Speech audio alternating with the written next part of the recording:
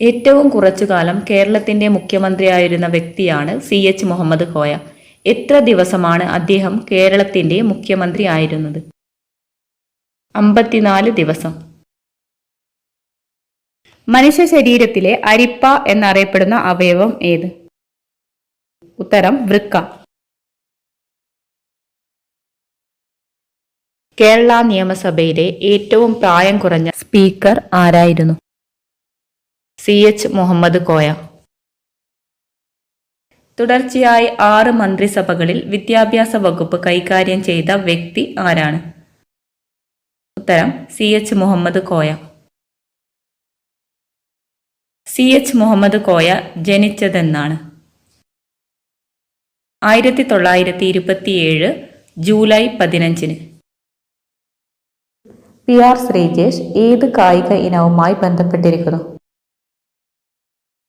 ഉത്തരം hockey.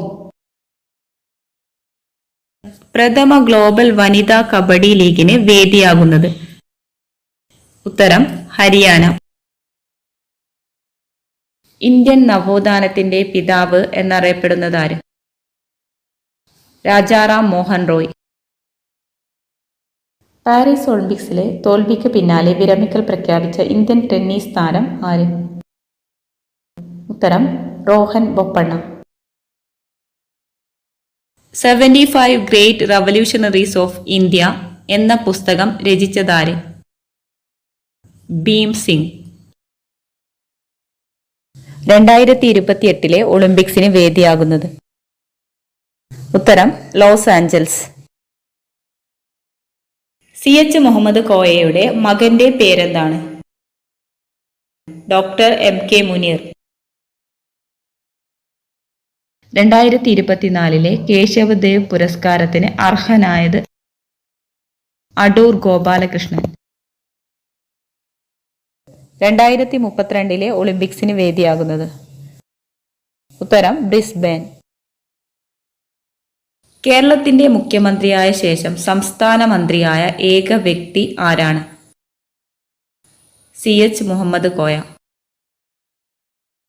Olympic table tennis സിംഗിൾസിൽ pre ക്വാർട്ടറിലെത്തുന്ന ആദ്യ ഇന്ത്യൻ താരം?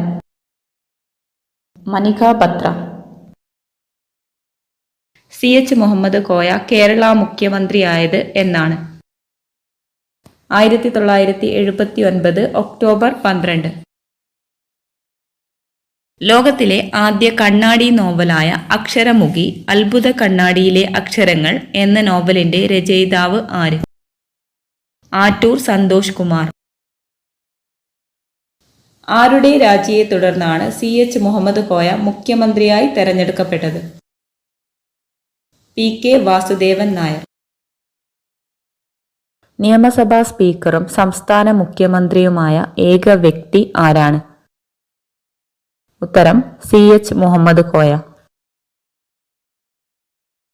CH മുഹമ്മദ് കോയ ഏറ്റവും കൂടുതൽ കാലം ചുമതല വഹിച്ച വകുപ്പ് ഏത്? വിദ്യാഭ്യാസ വകുപ്പ്. 2024 ഹാലോ ഓർബിറ്റലിൽ ആദ്യ ഭ്രമണം പൂർത്തിയാക്കിയ ഇന്ത്യയുടെ സൗര ദൗത്യം ഏത്? ആദിത്യ L1. CH മുഹമ്മദ് കോയ ആദ്യമായി നിയമസഭയിൽ എത്തിയത് ഏത് മണ്ഡലത്തിൽ നിന്നാണ്? താനൂർ മണ്ഡലത്തിൽ നിന്ന്. ബഷീർ സ്മാരകമായ ആകാശമിഠായി സ്ഥാപിതമായത് എവിടെയാണ്? ഉത്തരം ബേപ്പൂർ.